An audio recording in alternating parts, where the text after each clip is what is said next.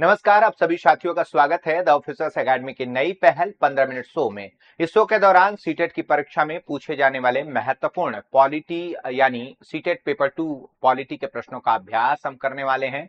तो चलिए देखते हैं कि पहला प्रश्न क्या है। पहला प्रश्न है, कह रहा है कि भारत में विविधता का अर्थ क्या है। केवल भाषाई भिन्नता है, केवल धार्मिक भिन्नता है, विभिन्नता में एकता है और जातीय संघर्ष है। और आपको आंसर्स बताना है कि सही आंसर्स क्या होगा। What does diversity mean in India? Only linguistic difference, only religions difference, unity in diversity और एथनिक कॉन्फ्लिक्ट। और आपको आंसर्स बताना है कि प्रश्न का सही आंसर्स क्या होगा। सही आंसर्स की जब आप बात करेंगे तो ऑप्शन सी विविधता में एकता इस प्रश्न का सही आंसर्स हो जाएगा। और इसको अच्छे से डिफाइन किया है पंडित जवाहरलाल नेहरू ने। पंडित जवाहरलाल नेहरू की एक पुस्तक है डिस्कवरी ऑफ इंडिया, भारत की खोज, उसमें काफी अच्छे से डिफाइन करा है।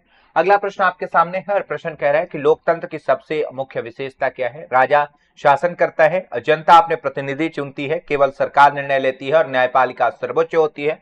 प्रश्न के सही आंसर्स की बात करें तो लोकतंत्र में आप जानते हैं कि जनता अपनी क्या करती है, प्रतिनिधि चुनती है। The people elect their representative. Option B इस प्रश्न का सही आंसर होगा। अगला प्रश्न कह रहा है कि पंचायती राज प्रणाली किस स्तर की सरकार की उदाहरण है। केंद्रीय सरकार, राज्य सरकार, स्थानीय सरकार और संवैधानिक निकाय। और कह रहा है कि the Panchayati Raj system is an example of which level of government, central government, state government, local government and constitutional body. प्रश्न का सही आंसर क्या होगा। ऑप्शन सी इस प्रश्न का सही आंसर हो जाएगा, स्थानीय सरकार हो जाएगा। अगला प्रश्न आपके सामने है, उसके पहले आप सबके लिए एक महत्वपूर्ण सूचना है। यदि आप सीटेट की तैयारी करना चाहते हैं और आपको सीटेट का एग्जाम देना है तो द ऑफिसर्स एकेडमी आप सबके लिए लेकर आया है एक महत्वपूर्ण टारगेट बैच, जिस बैच के अंदर सीटेट पेपर फर्स्ट पेपर की तैयारी मात्र 999 रुपए, सीटेट पेपर 2 की तैयारी मात्र 999 रुपए और सीटेट पेपर फर्स्ट और सेकेंड यानी दोनों पेपर की जो तैयारी है वह मात्र आप 1499 रुपए में कर सकते हैं। लेकिन अभी ऑफर चल रहा है कुछ समय के लिए। आज आपका 5 नवंबर है, 1 से 2 दिन तक यह ऑफर रहने वाला है, जिस पर सभी कोर्सेज पर आपको 30% की जो डिस्काउंट है वो मिल रही है। तो जल्द से जल्द, अभी तक आपने बैच को परचेज नहीं किया तो बैच को जरूर परचेज कर लीजिए और अपनी सफलता की दिशा में सकारात्मक कदम बढ़ाइए। अगला प्रश्न है, कह रहा है कि नगर निगम के प्रमुख को क्या कहा जाता है। सरपंच, महापौर, कलेक्टर और पार्षद। तो जब नगर निगम के हम प्रमुख की बात करते हैं तो इसे महापौर कहा जाता है। ऑप्शन बी इस प्रश्न का सही आंसर हो जाएगा। अगला प्रश्न आपके सामने है, कह रहा है भारत का संविधान कब लागू हुआ। 15 अगस्त 1947 को, 26 जनवरी 1950 को, 26 नवंबर 1949 को और 2 अक्टूबर 1950 को। देखिए प्रश्न के सही आंसर्स की एक बार फिर से बात करें तो ऑप्शन बी इस प्रश्न का सही आंसर हो गया। 26 जनवरी को हमारा संविधान लागू हुआ था और उस दिन हम क्या बनाते हैं, गणतंत्र दिवस मनाते हैं, रिपब्लिक डे मनाते हैं। 15 अगस्त 1947 को हम क्या बनाते हैं, इंडिपेंडेंस डे मनाते हैं यानी स्वतंत्रता दिवस मनाते हैं ना। कौन सा दिवस, स्वतंत्रता दिवस मनाते हैं। और जब बात हम करते हैं 26 नवंबर 1949 को, तो इस दिन संविधान जो है यह बनकर तैयार हुआ था। संविधान सभा द्वारा संविधान को आत्मार्पित, अधिनियमित और अंगीकृत किया गया था। संविधान सभा द्वारा संविधान को क्या किया गया था, संविधान सभा द्वारा संविधान को आत्मार्पित,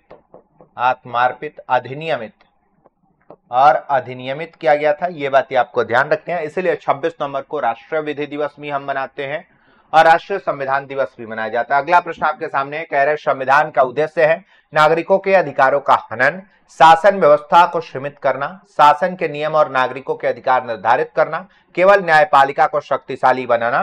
प्रश्न के सही आंसर्स की बात करें तो प्रश्न का सही आंसर क्या हो जाएगा, ऑप्शन सी हो जाएगा, शासन के नियम और नागरिकों के अधिकार जो है उसे निर्धारित करना। अगला प्रश्न आपके सामने है, कह रहा है भारत में संसद कितने सदनों से मिलकर बनती है। 1, 2, 3 और 4। तो आप जानते हैं कि यह 2 से मिलकर बनती है ना। संसद के कितने सदन होते हैं, 2 सदन होते हैं। और हमने आपको कई बार बताया है कौन कौन सा सदन है। तो आप आंसर करेंगे कि सर सदन जो है वह कौन सा है, लोकसभा है। और लोकसभा के अलावा बात करें तो वह कौन सा है, राज्यसभा है ना। क्या है, राज्यसभा है। और प्रश्न का सही आंसर क्या हो जाएगा, 2 हो जाएगा। अगला प्रश्न आपके सामने कह रहे हैं, लोकसभा का कार्यकाल कितने वर्षों का होता है। 4 वर्ष, 5 वर्ष, 6 वर्ष और 7 वर्ष। प्रश्न का सही आंसर क्या हो जाएगा, 5 वर्षों का होता है। अगला प्रश्न आपके सामने है, कह रहे हैं भारत का सर्वोच्च न्यायालय कहाँ स्थित है। मुंबई में, कोलकाता में, दिल्ली में और चेन्नई में। जब सर्वोच्च न्यायालय की बात करते हैं तो बिल्कुल आसान सा प्रश्न है। आप जानते हैं कि सुप्रीम कोर्ट एक ही सुप्रीम कोर्ट है जिसका उल्लेख भारतीय संविधान के अनुच्छेद 124 में मिलता है। और यह कहाँ है, नई दिल्ली के अंदर है। ऑप्शन सी इस प्रश्न का सही आंसर हो जाएगा। अगला प्रश्न आपके सामने है, भारत में शासन की व्यवस्था कैसी है? राजशाही है, गणतांत्रिक लोकतंत्र है, तानाशाही है और संघीय तानाशाही है। और आपको आंसर्स बताना है कि प्रश्न का सही आंसर क्या होगा। देखिए, जब प्रश्न के सही आंसर्स की बात करेंगे तो आपको बताऊं कि भारत में जो गणतांत्रिक लोकतांत्रिक व्यवस्था है, अब जो भारत के लोग हैं, जो भारत की जनता है, उन्हें अपने सरकार चुनने की क्या है, आजादी है। और वे अपने अनुसार, आप जानते हैं कि सरकार चुने जाते हैं, है ना, प्रतिनिधि चुने जाते हैं। अगला प्रश्न आप सबके लिए है, क्योंकि अब बारी है नो ऑप्शन क्वेश्चन की, और यह कह रहा है कि जनता के द्वारा जनता के लिए जनता की सरकार, यह कथन किसने दिया था? ये आपको कमेंट बॉक्स में कमेंट करके बता देना है। देखना चाहता हूं कि कितने बच्चे इस प्रश्न का सही आंसर बताते हैं, क्योंकि बहुत ही आसान सा प्रश्न है। और अगला प्रश्न आपके सामने है, कह रहा है कि निम्न में से कौन सा लोकतंत्र का मूल तत्व नहीं है? समानता है, स्वतंत्रता है, एकाधिकार है और भागीदारी है। और आपको आंसर्स कमेंट बॉक्स में कमेंट करके बताना है ना। अगला प्रश्न आपके सामने है और कह रहा है कि भारत के संविधान में कितने अनुच्छेद हैं? 250, 395, 448 और 356। देखिए, कब की बात कर रहे हैं? मूल संविधान की बात कर रहे हैं, है ना। जब मूल संविधान आपसे पूछे जाए, दो बातें आप समझना। जब मूल संविधान आपसे पूछा जाए तो आप क्या आंसर्स करेंगे? इसमें अगर अनुच्छेद पूछा जाए तो आप आंसर्स करेंगे कि 395 है, और वर्तमान में पूछा जाए तो आप 348 448 भी आंसर्स करेंगे। उसके पहले आप सबके लिए एक महत्वपूर्ण सूचना एक बार फिर से कि सीटेट के आप बैच जो है वो द ऑफिसर्स अकेडमी लॉन्च कर चुका है। और यदि आप चाहते हैं सीटेट पेपर 1 की तैयारी करना, तो मात्र 999 रुपए में सीटेट के पेपर फर्स्ट के बैच उपलब्ध है। यदि आप चाहते हैं सीटेट पेपर 2 की तैयारी करना, वह भी बैच आपको 999 रुपए में मिल जाएगा। और यदि आप चाहते हैं पेपर फर्स्ट और पेपर सेकंड दोनों पेपर की तैयारी करना, तो मात्र 1499 रुपए में बैच उपलब्ध है। देर न करें, फटाफट से बैच के साथ जुड़ जाए और अपनी तैयारी में लग जाएं, क्योंकि जो सीटेट की परीक्षा है वो 8 फरवरी 2026 को क्या है, प्रस्तावित है। भारत को एक संप्रभु, समाजवादी, धर्मनिरपेक्ष, लोकतांत्रिक गणराज्य कहा गया, यह कथन किसने लिखा है? अनुच्छेद 21, प्रस्तावना, मूल अधिकार और अनुसूचियों में। तो यह कहां लिखा गया है भाई? भारतीय संविधान की प्रस्तावना में लिखा गया है। भारतीय संविधान की जो उद्देशिका है उस उद्देशिका में लिखा गया है। अगला प्रश्न आपके सामने कह रहे हैं, भारत में विधायी शक्ति किसके पास है? संसद के पास है, न्यायपालिका के पास है, कार्यपालिका के पास है और निर्वाचन आयोग के पास है। और आपको आंसर्स करना है कि सही आंसर क्या होगा। विधायी शक्तियां यानी विधायिका की जो शक्ति है, जो कानून बनाने का काम करते हैं, वह भी किसके पास होता है? संसद के पास होता है। ऑप्शन ए इस प्रश्न का क्या हो जाएगा? सही आंसर होगा। अगला प्रश्न आपके सामने, न्यायपालिका का क्या कार्य है? कानून बनाना, कानून लागू करना, कानून की व्याख्या करना और चुनाव कराना। बिल्कुल आसान सा प्रश्न है, क्योंकि पिछले क्लास के दौरान हमने आपको विधायिका, कार्यपालिका, न्यायपालिका को काफी डिटेल्स में क्लास के दौरान पढ़ाया था। तो मुझे लगता है कि सभी बच्चे इस प्रश्न का आंसर दे पाएंगे। और प्रश्न का सही आंसर क्या हो जाएगा? प्रश्न का जो सही आंसर है वह हो जाएगा कानून की व्याख्या करना, है ना। ऑप्शन सी इस प्रश्न का सही आंसर हो जाएगा। ऑप्शन ए की बात करें, अगर हम बात करते हैं कानून बनाना, तो यह किसका काम है? विधायिका का, है ना। किसका काम है? विधायिका का काम है। और जब हम बात करते हैं कानून लागू करना, तो यह किसका काम है? कार्यपालिका का, है ना। किसका काम है? कार्यपालिका का काम है। ये बातें आप ध्यान रखेंगे, क्योंकि सीटेट की परीक्षा में ये जो पृथक्करण किया गया है ना, ये काफी महत्वपूर्ण है। और यहाँ से प्रश्न पेपर के अंदर पूछे गए हैं लगातार।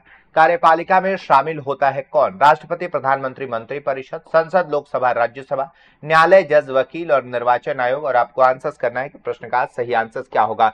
जब हमने आपको तीनों के बारे में बताया था, विधायिका, कार्यपालिका और न्यायपालिका के बारे में, तो हमने आपको ये बातें भी बताई थी कि जो राष्ट्रपति, प्रधानमंत्री और मंत्री परिषद है, यह कार्यपालिका में शामिल है ना। किसमें शामिल है? कार्यपालिका में शामिल है। कार्यपालिका में शामिल है। और इसके अलावा जब हमने संसद, लोकसभा और राज्यसभा की बात करी थी, तो हमने आपको बताया था कि ये विधायिका में, है ना। कहां शामिल है? विधायिका में शामिल है। इसके अलावा अगर राज्यों की भी आप बात करेंगे, तो आप आंसर करेंगे कि इसमें जो आपके विधानमंडल है ना, विधानमंडल, यह किसमें शामिल है? विधानमंडल की अगर बात करें, अगर हम बात करते हैं विधानसभा की, है ना, किसकी बात करते हैं? विधानसभा की बात करते हैं। हम बात किसकी करते हैं? विधान परिषद की करते हैं, है ना। किसकी करते हैं? विधान परिषद की करते हैं। तो भाई यह किसमें शामिल है? यह विधायिका में शामिल है। यह बात आपको ध्यान रखना है। वही कार्यपालिका में अगर राज्यों की बात करें, तो राज्यपाल की चाहे हम बात कर ले, चाहे हम बात कर ले मुख्यमंत्री की, है ना, या मुख्यमंत्री के अलावा हम बात कर ले मंत्री परिषद की, तो ये सभी कार्यपालिका का हिस्सा है।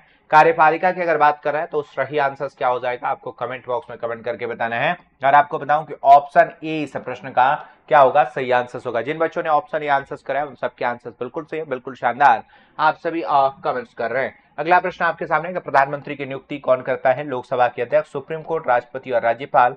प्रश्न का सही आंसर क्या हो जाएगा, तो आप आंसर करेंगे कि राष्ट्रपति। आप जानते हैं कि हमने आपको अनुच्छेद 74 के बारे में बताया था और हमने कहा था कि राष्ट्रपति की सलाह और सहायता के लिए एक मंत्री परिषद होगा। याद रखिएगा, राष्ट्रपति की सलाह और सहायता के लिए, है ना, सलाह एवं सहायता के लिए, सलाह एवं सहायता के लिए क्या होगा, सलाह एवं सहायता के लिए मंत्री परिषद होगा, है ना, क्या होगा, मंत्री परिषद होगा।